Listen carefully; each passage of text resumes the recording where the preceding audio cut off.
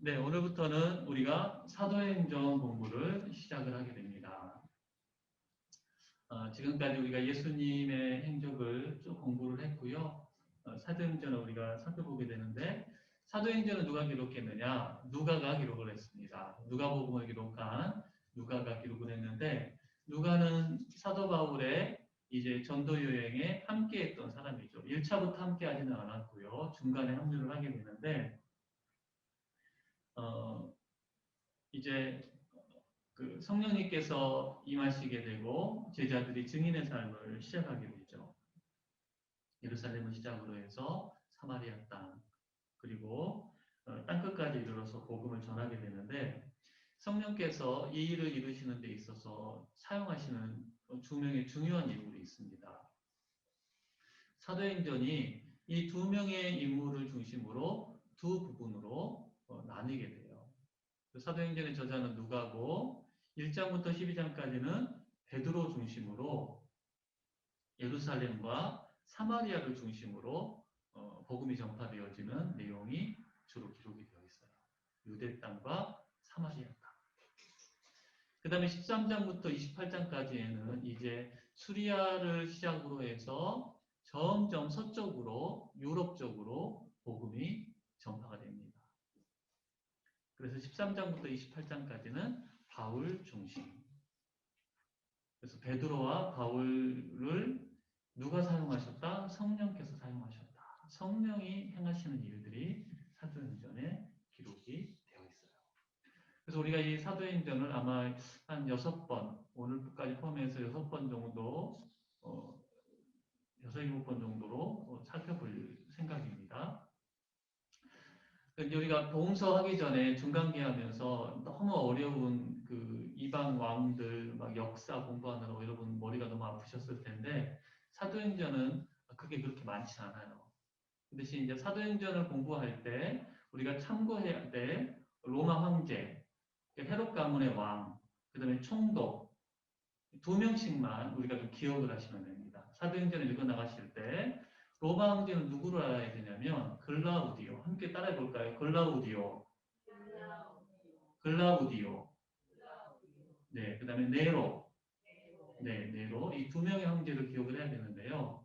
글라우디오라는 이름이 두 번 사도행전에 나와요. 11장에 보면 로마 전 지역에 흉년이 들었을 때 그때 황제가 누구냐면 글라우디오라는 황제. 그 다음에 사도행전 18장에 보면 이 바울이 고린도에서 아굴라와 브리스길라 부부를 만나게 되는데 이 사람들이 로마에서 추방되어 왔어요. 유대인들이었는데. 그때 로마에서 유대인들을 다 추방하라고 명령을 했던 왕이 누구냐면 글라우디오. 이렇게 두 번 글라우디오가 등장을 하게 됩니다. 그 다음에 네로는요. 사도행전에 네로라는 이름은 안 나와요. 근데 바울과 관련 있는 로마 황제가 네로예요. 바울이 나중에 로마 황제에게 상소하잖아요. 로마 황제 앞에서 내가 재판을 받고 싶다. 이렇게 상소를 하거든요. 그때 황제가 누구냐면 네로죠. 자, 그래서 보십시오. 이 역사를 보면 이 표를 보시면 글라우디오, 그 다음에 네로 이 두 명의 황제들만 여러분들이 기억을 하시면 되겠습니다. 글라우디오와 네로. 여러분 귀에 익숙해지셨죠? 글라우디오와 네로. 그 다음에 헤롯 가문 중에서는요, 우리가 대헤롯, 헤롯 안티파스 앞에서 공부를 했는데, 이제 사도행전에서는 아그리빠라는 이름을 가진 두 명의 헤롯만 기억을 하면 됩니다. 헤롯 가문의 두 사람만 기억하면 됩니다. 헤롯 아그리빠 1세와 아그리빠 2세. 아버지와 아들 관계인데요. 헤롯 아그리빠 1세는 야고보 사도를 죽인 왕이죠. 또 베드로도 죽이려다가 실패로 돌아가게 되고 나중에 모든 영광을 자기가 취하다가 벌레 먹어 죽은 왕. 이게 바로 헤롯 아그리파 1세. 사도행전에는 헤롯으로 나오죠. 헤롯으로. 그래서 우리가 좀 헷갈려요. 헤롯 아그리파인데 헤롯이라는 이름으로 나와요. 이게 되시죠? 그 다음에 바울이 가이사랴에 감금되어 있을 때 이 아그리파 2세가 찾아와가지고 바울을 만나요. 그때 아그리빠 왕이여 저처럼 됐으면 좋겠습니다. 이렇게 말했던 왕이 바로 아그리빠 2세. 이 왕은 아그리빠로 나와요. 그래서 헤롯 아그리빠 1세와 아그리빠 2세를 우리가 알아야 된다. 보십시오. 글라우디오 황제 때부터 있었던 헤롯 아그리빠와 아그리빠. 헤롯 아그리빠가 그 전에 대헤롯의 아들들이 세 부분으로 나눠서 다스리던 나라들 굉장히 많이 통치를 하고 있었어요. 근데 그가 44년에 죽고 난 다음에 총독의 관할 아래 들어갔다가 아그리빠가 나중에 이제 좀 일부분을 취하게 되는 거죠. 그 다음에 총독을 알아야 됩니다. 총독 두 사람. 벨릭스와 베수도. 따라해볼까요? 벨릭스, 베수도. 네, 이 사람들은 누구와 관련이 있냐면 사도 바울과 관련이 있는 총독. 예루살렘에 바울이 갔다가 잡히잖아요. 그때 그 바울을 붙잡고 있었던 총독이 바로 벨릭스와 후임이 베스도예요. 사도행전 뒷부분에 나오는 총독이라고 할 수가 있겠습니다. 우리가 잘 아는 총독 있죠? 아주 친밀한 총독 누구죠? 네, 빌라도. 빌라도는 예수님 때의 총독이고 벨릭스와 베스도는 사도 바울 때의 총독의 이름이다. 그래서 벨릭스와 베스도. 벨릭스 베스도는 네로 황제 때 총독으로 임명된 사람들이에요. 벨릭스와 베스도.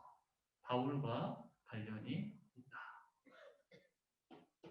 네, 이렇게 로마 황제 2명, 헤롯 가문의 왕 2명, 총독 2명, 사도행전과 관련된 인물들이라는 거 기억해 주시면 되겠습니다. 지리적으로 보면요. 사도행전은 어디에서 시작을 하냐면 예루살렘에서 시작합니다. 더 구체적으로 말을 하자면 마가 다락방.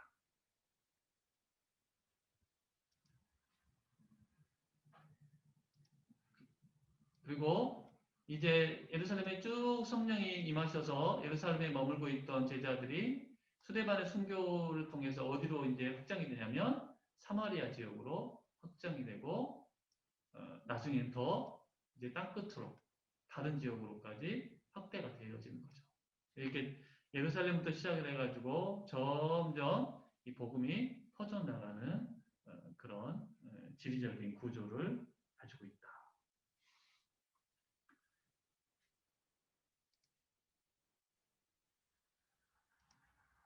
보십시오. 이 그림으로 보시자면 이제 유다, 예루살렘에서 성령님 임하시지 않습니까? 그래서 이제 스데반의 순교 이후에 사마리아 지역으로 복음이 가게 되고 흩어진 사람들에 의해서 수리아 지역까지 복음이 이렇게 쭉 올라가는 거예요. 계속 퍼져가는 거예요.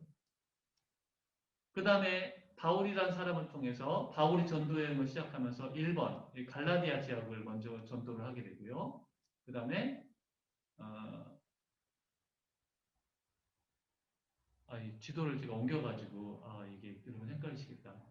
먼저 갈라디아 지역을 먼저 제가 그림을 조금 옮겨놨더니 번호가 좀 잘못됐네요.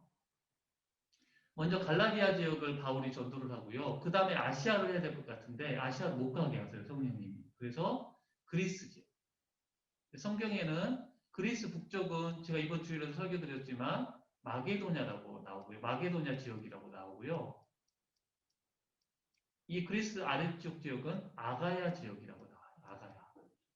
그러니까 그리스를 이루고 있는 북쪽은 마게도냐, 남쪽은 아가야.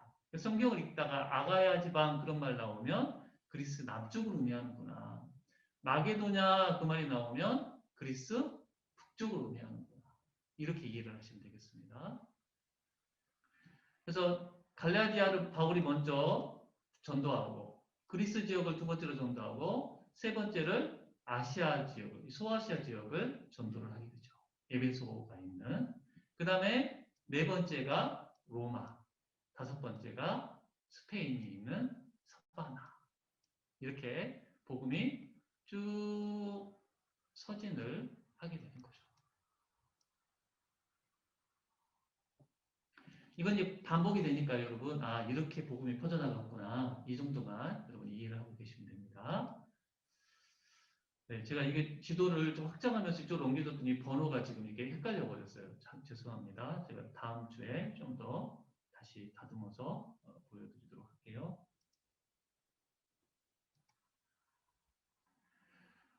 그래서 우리가 이제 오늘과 다음 주에는 사도행전 1장부터 12장까지를 살펴볼 텐데요. 오늘은 1장부터 7장까지만 살펴보도록 하겠습니다. 자, 정리를 좀 해보면 스데반 순교까지 살펴볼 거예요. 여기 살펴볼 텐데 이제 예수님이 승천하시고 제자들이 성령을 기다리면서 기도하죠. 기도하다가 이 가룟 유다 자살한 가룟 유다를 대신해서 새로운 제자를 선출을 하는 내용이 1장에 기록이 되어 있습니다. 사도행전 1장에. 그다음에 2장에서 기도하고 있었는데 마가다락방에 성령이 임하시게 되죠. 제자들이 마가다락방에 머물러 있지 않고 밖으로 나가서 복음을 전하게 돼요. 그래서 예수 믿은 사람들이 3,000명이나 되는 기적이 일어나게 되고 교회가 시작이 됩니다. 이게 2장에 기록되어 있고 3장에 가면 베드로와 요한이 성전에 기도하러 갔다가 성전 미문에 앉아 있었던 나면서부터 걷지 못하던 사람을 이제 치유하는 일어나 걸으라. 근데 그 일로 말미암아 베드로 요한이 체포가 되죠.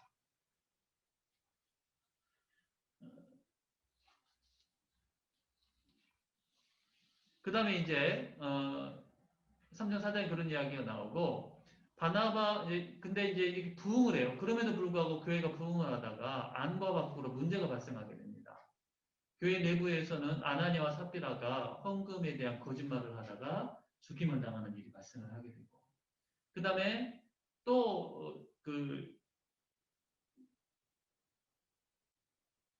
그다음에 그 전에 그 사도들이 또 잡혀가가지고 곧 그 어려움을 당하는 일이 한 번 더 있었죠. 두 번을 잡혀가가지고 그 제자들이 어려움을 겪게 됩니다.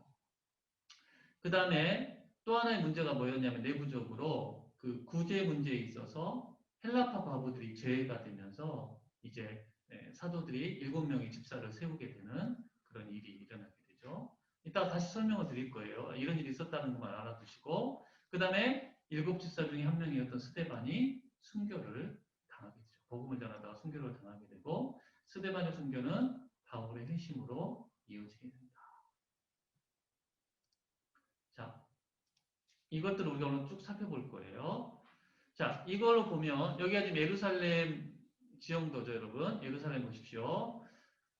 이걸 딱 보면서 여러분 여기서 어디서 바라본 거예요? 동쪽이에요, 서쪽이에요? 동쪽에서 바라본 거예요. 동쪽. 감람산 여기 있잖아요.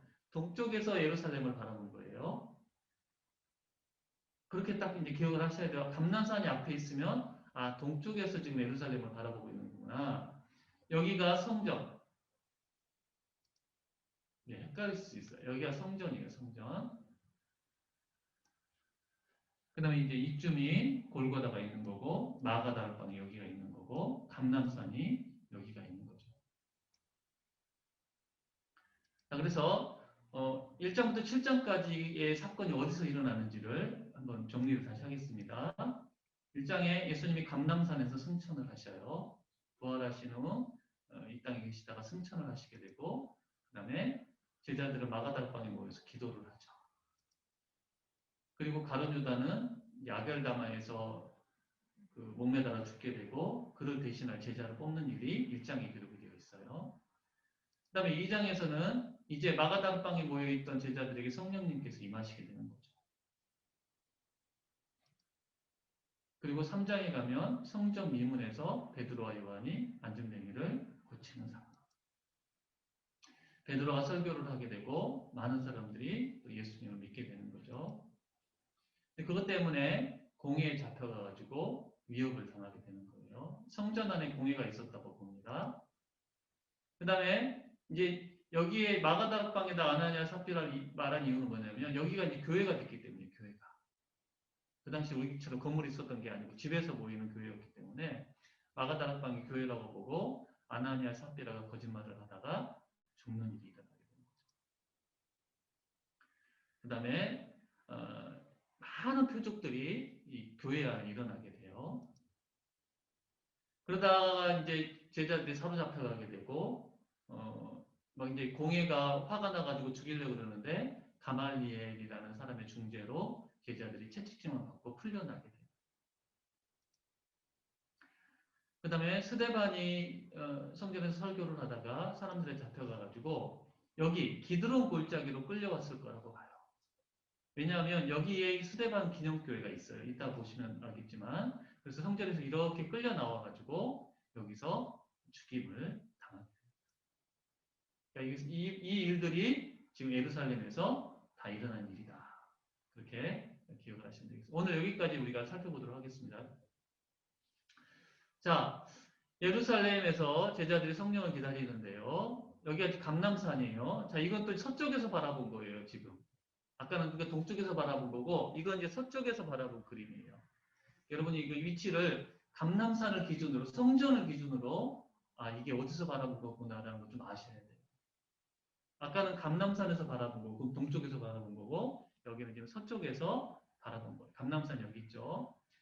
예수님이 40일 동안 부활하시고 40일 동안 계시다가 승천을 하시죠. 승천하시면서 무슨 말씀을 하십니까? 이 말씀을 남기시죠. 같이 읽어보겠습니다. 시작.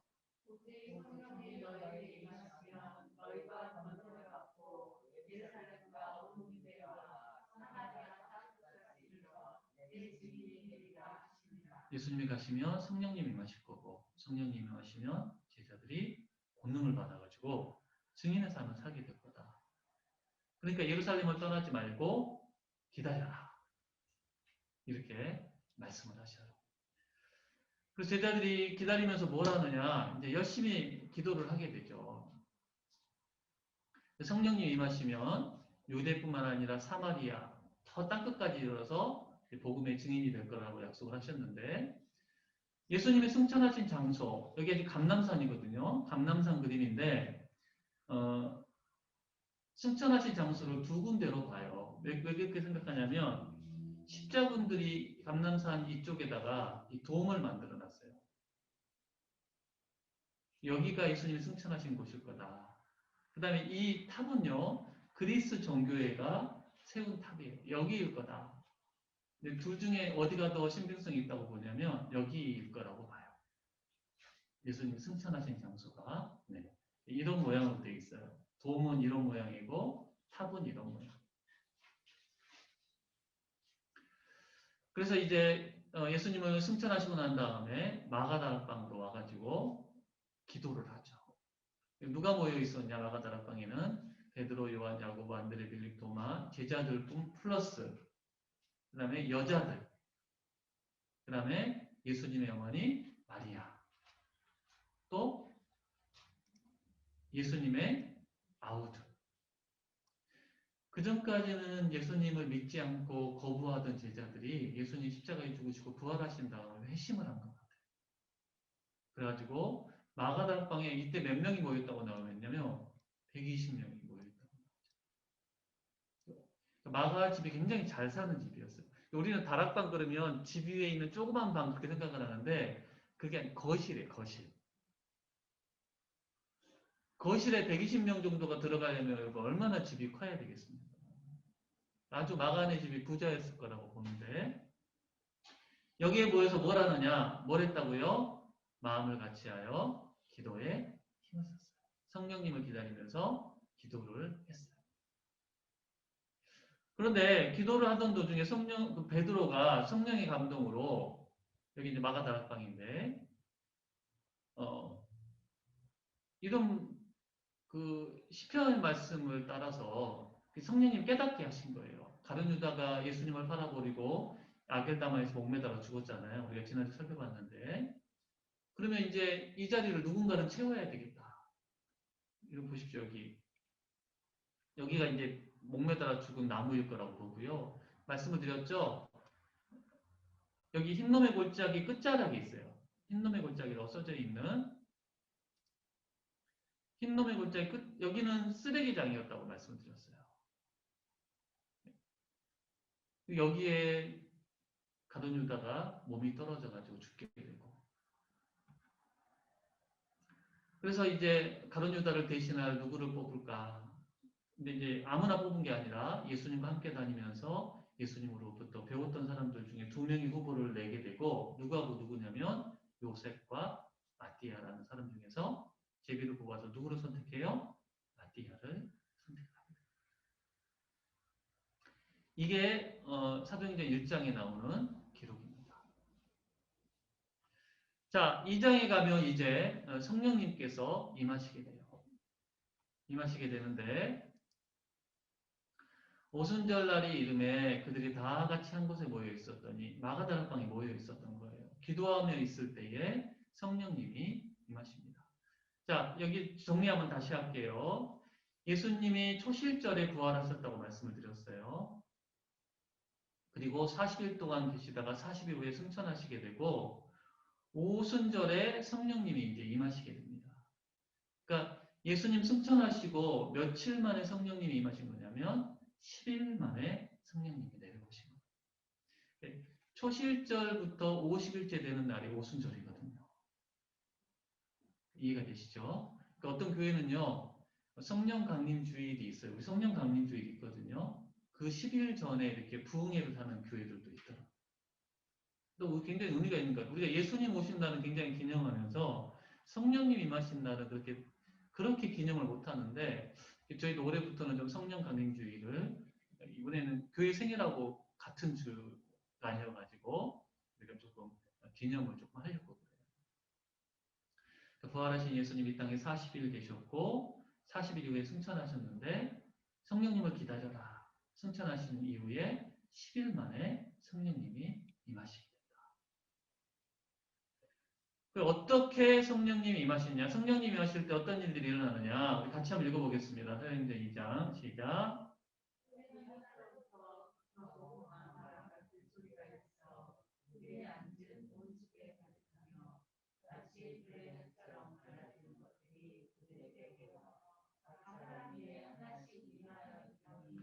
그들이 다 성령의 충만함을 받고 성령이 말하게 하심을 따라 다른 언어들로 말하기를 시작합니다. 성령님이 임하실 때 소리가 있었고요. 불과 같은 빛이 그들 가운데 임하게 돼요. 그래서 어떤 현상이 일어나냐면 그들이 알지 못하던 다른 나라의 말로 막 이야기를 하기 시작하는 거예요. 요즘 우리가 기도할 때 하는 방언이 아니라 나도 못 알아듣는 말이 아니라 이제 오순절을 지키기 위해서 세계에 흩어져 있던 유대인들이 왔는데 그 유대인들이 사는 나라의 말로 제자들이 복음을 막 전하게 돼요. 그런 기적이 일어나요. 여러분 이런 일은 지금도 일어난대요. 성령님이 행하시는 일이 뭘 못하겠습니까? 어떤 목사님이 러시아에 가서 이제 말씀을 전하는데 너무 뜨거워가지고 러시아 말을 모르니까 통역을 세워가지고 막 설교를 전하는데 너무 막 답답하더래요. 그냥 자기가 막 전하고 싶은데. 근데 막 자기가 막 설교를 하는데 사람들이 알아듣더래요. 한국말 하는데. 그런 기적이 지금도 일어나게 되는 거죠. 성령님이 하시는 그런 기적이 이제 처음 성령님이 임하실 때 일어나게 되는데, 자, 여러분 잘 보십시오. 언어가 언제 나눠졌냐고 성경이 알려주고 있냐면 창세기에 보면 사람들이 홍수 같은 일로 흩어지지 않기 위해서 높은 바벨탑을 쌓다가 그때부터 언어가 달라진 거예요. 그러니까 하나님 없이 자기들끼리 하나가 되려고 하고 거기 보면 자기의 이름을 높이려고 바벨탑을 쌓았거든요. 여러분 내 이름을 높이고 사람들의 힘으로 하나가 되려고 그랬을 때는 소통이야. 언어가 나눠졌다라는 것은요. 소통이 단절됐다는 거예요. 그래서 성령님이 임하시니까 정반대의 일이 일어나게 되는 거죠. 하나가 되어지고 소통하는 역사가 일어나게 됩니다. 여러분 우리가 하나 되기 위해서 소통하기 위해서 우리가 노력이 필요하지만 근데 뭐가 우선이 돼야 되냐면 성령님이 임하셔야 돼요. 성령님이 하나 되게 하시고 소통하게 하시는 분이시죠. 언어를 통일시키시고 언어가 하나 되게 하시는 성령님의 은혜를 우리가 누려야 된다는 거죠.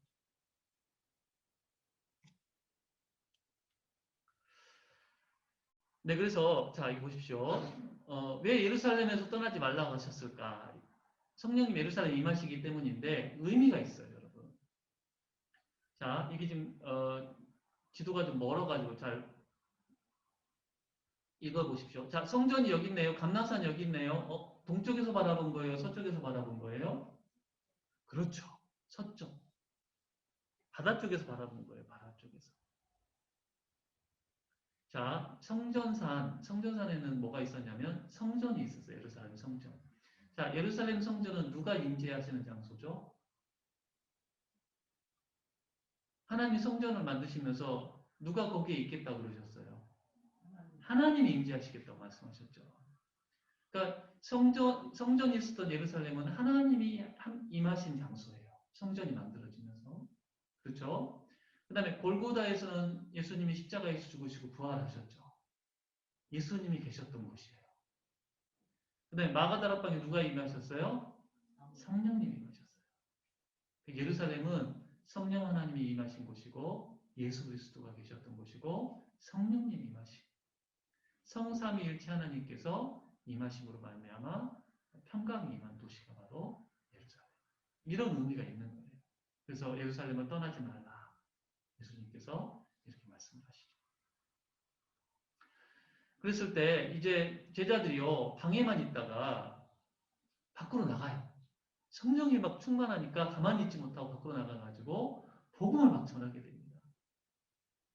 그때 세계 여러 곳으로 흩어져 있었던 유대인들이 오순절을 지키기 위해 와 있었는데 그들이 자기 나라 말로 알아들은 거예요.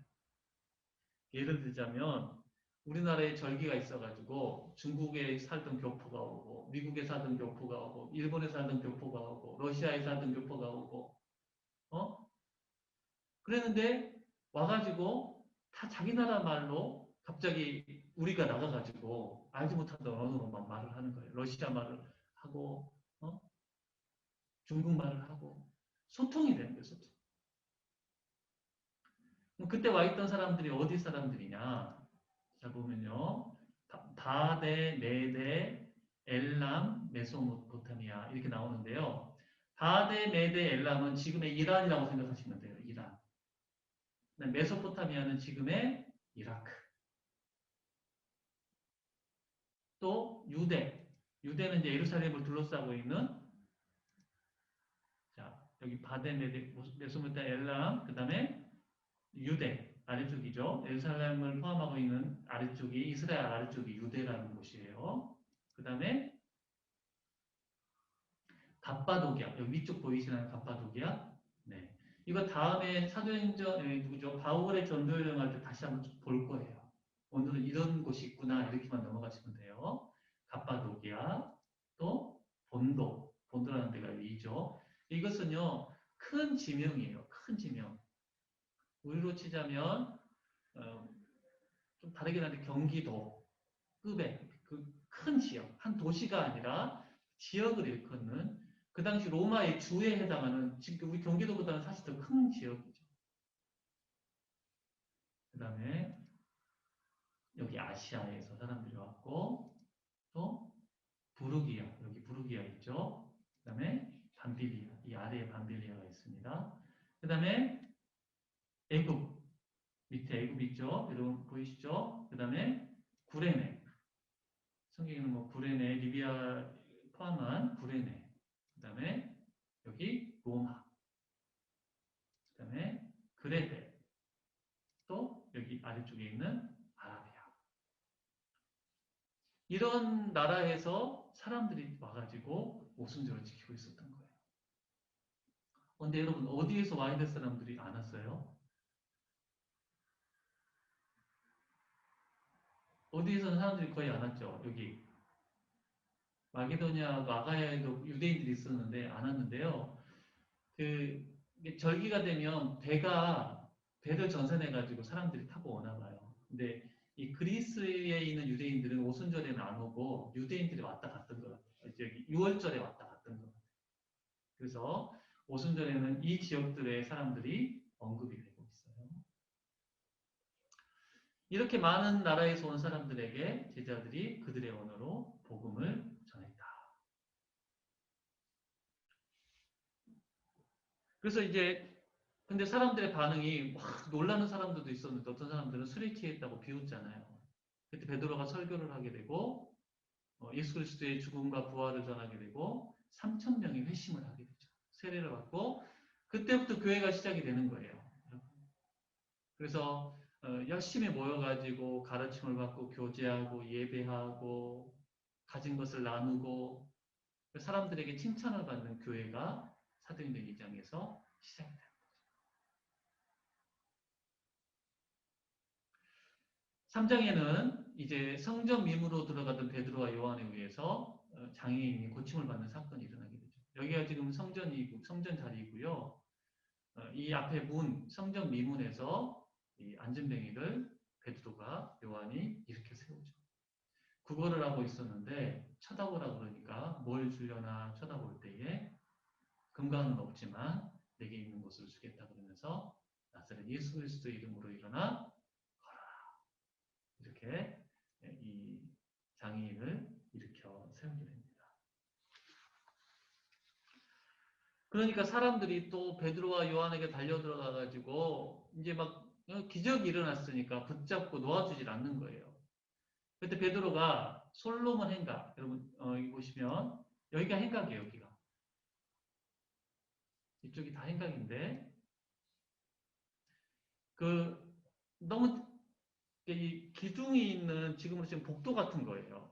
여기 왼쪽 사진 보이시죠? 이렇게 햇볕을 가로막아주는. 너무 더워가지고요. 낮에는 여기 들어가 있지 않으면 견딜 수가 없대요. 이런 데서 주로 말씀을 가르치고 회의를 하고 논의를 하고 이런 일들이 여기 벌어지고 있었는데 여기서 베드로가 하나님 말씀을 전하게 됩니다. 근데 이것 때문에 이제 다시 한번 복음을 전하게 될 때에 또 5천 명의 사람들이 예수님을 믿게 되고 이것 때문에 공회에 잡혀가게 됩니다.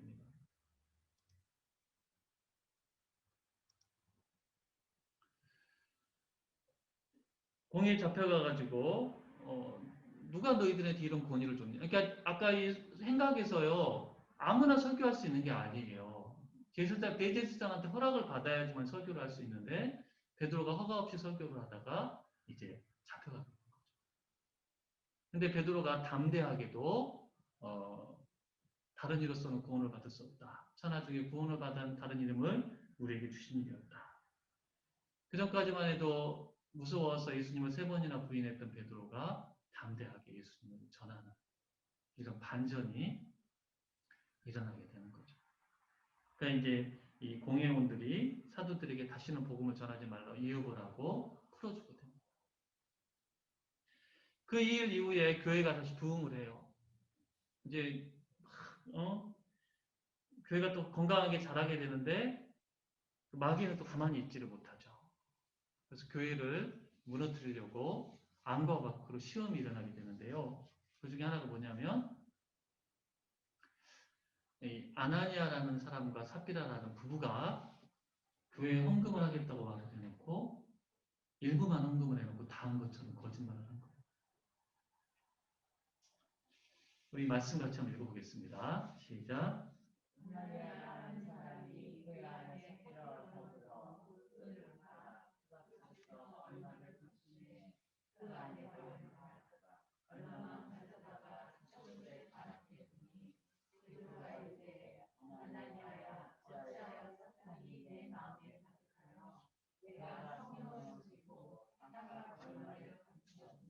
네, 이것 때문에 아나니아와 삽비라 부부가 죽게 되죠. 여러분 거짓말한 것 때문에 죽는다는 거 굉장히 좀 너무하지 않나 싶은데요. 성경을 보면 공동체가 시작을 할 때에 시작된 죄를 하나님께서 아주 엄하게 다스리는 것을 보게 돼요. 특별히 그 돈과 관련해가지고 재정과 관련해가지고 공동체를 무너뜨릴 수 있는 죄를 지은 사람을 하나님께서 심판을 하시죠. 가나안 땅을 정복할 때 첫 성 여러분 어디예요? 여리고를 정복할 때 하나님이 어떤 것도 취하지 말라 그러는데 이 아간이라는 사람이 물건을 훔치잖아요. 그것 때문에 죽어요. 첫 성 정복인데 처음 시작하는 건데 아간이 하나님의 말씀을 듣지 않았기 때문에 하나님의 것에 손을 댔다가 죽게 된다. 그 다음에 이스라엘의 첫 번째 왕이 사울이에요. 왕정이 처음 시작될 때 사울 역시 하나님이 아말렉을 진멸하고 어떤 것도 취하지 말라 그랬는데 좋은 것을 하려고 하잖아요. 역시 하나님의 것에 손을 댄 거예요. 그러다가 사울은 하나님의 것도 버림을 받게 돼요. 영적인 죽음을 맞게 되는 거예요.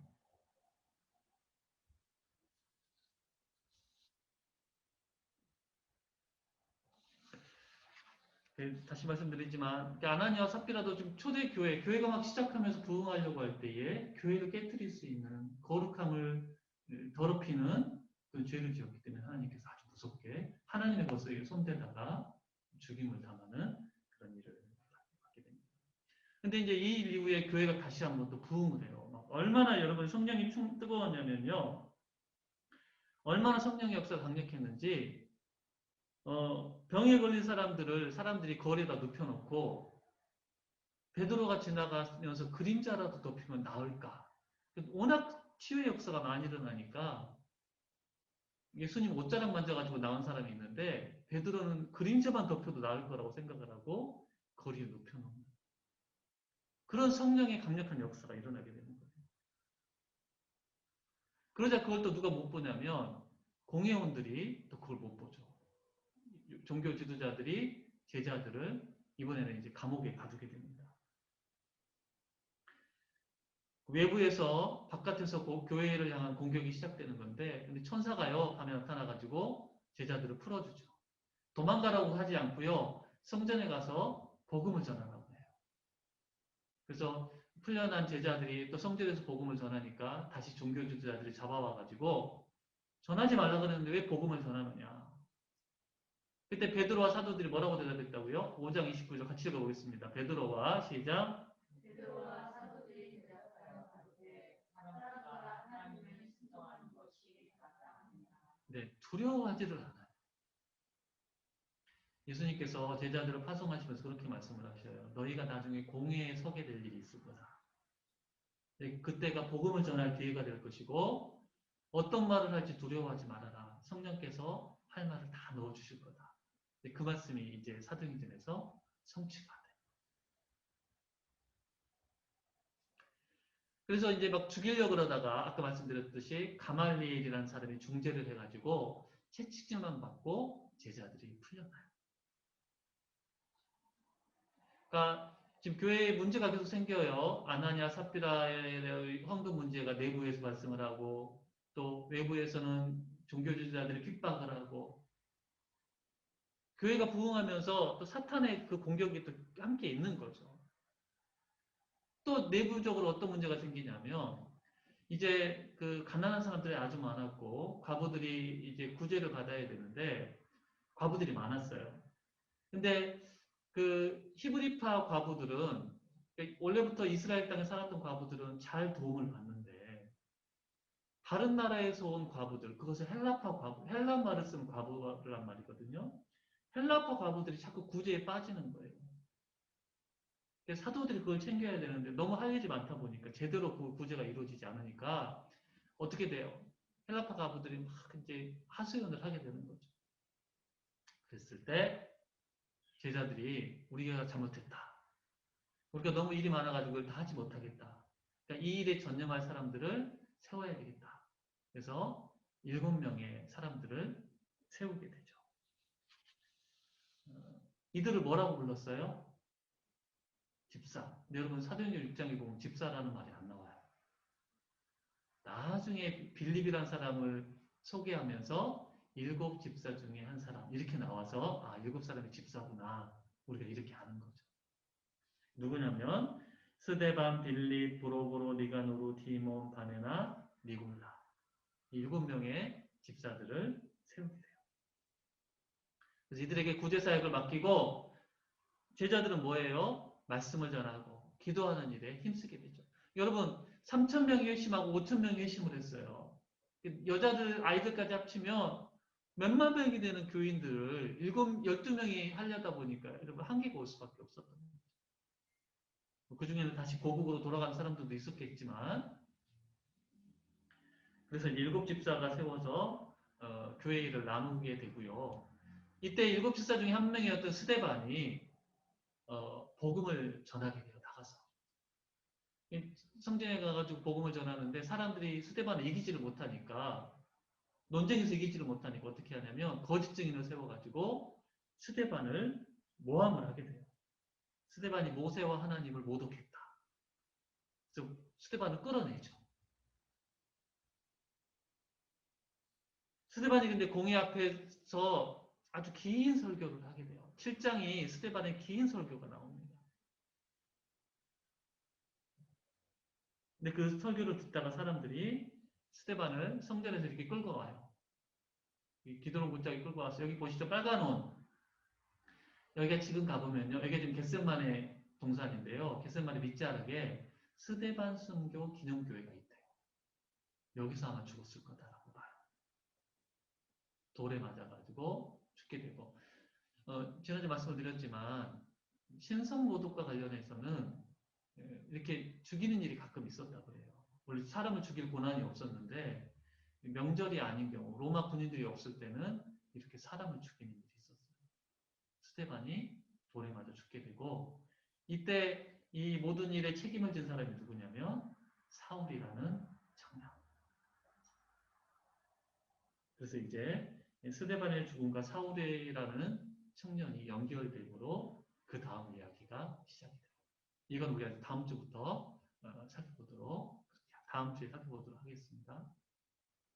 스데반이 돌에 맞아 죽는 장면인데 성령님이 임하셨을 때 제자들이 예수님의 말씀대로 땅끝까지 이르러서 이제 증인의 삶을 살게 됩니다. 여러분 오늘 말씀을 정리를 하자면 제자들의 삶에 놀라운 변화가 일어나요.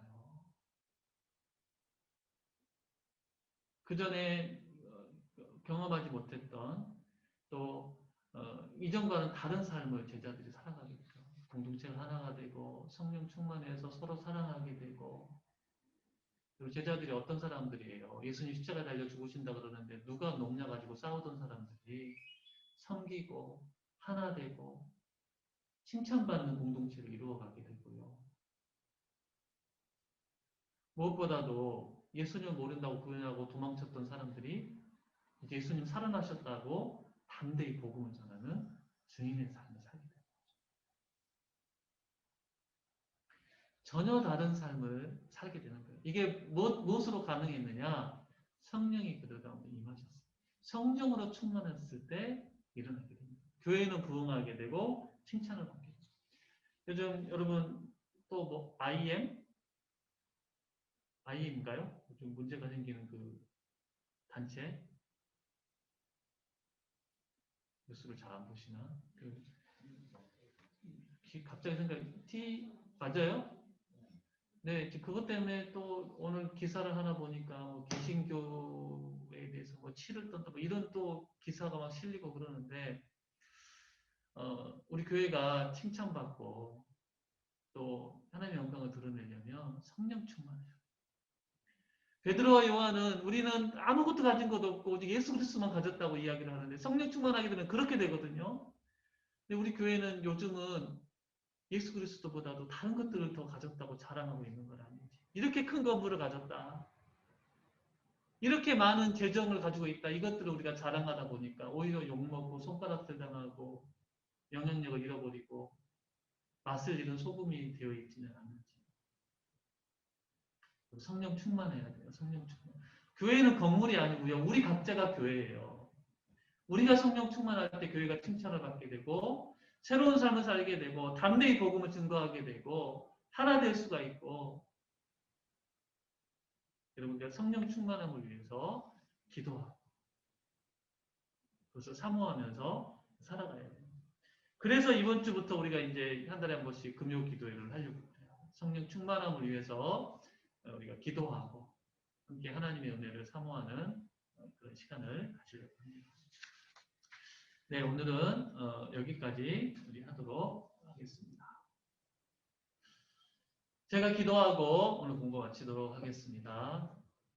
하나님 오늘은 사도행전 1장에서 7장까지를 우리가 공부했습니다. 성령님이 임하심으로 말미암아 교회가 시작되어지고 담대히 복음을 전하며 새로워진 제자들의 모습을 보게 되는데 소통하고 칭찬받고 아름다운 공동체를 이루는 것을 보게 되는데 이 역사가 우리들의 삶에도 일어나게 하여 주시옵소서.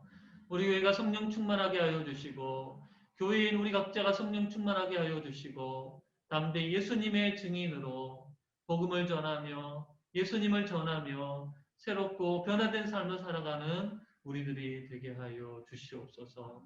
사도행전의 말씀이 말씀으로만 끝나는 것이 아니라 우리 삶에 이루어지기를 간절히 소망합니다. 성령님을 사모하며 기도하는 우리들 됨으로 성령 충만함을 경험하게 하여 주시옵소서. 예수님의 이름으로 기도드립니다.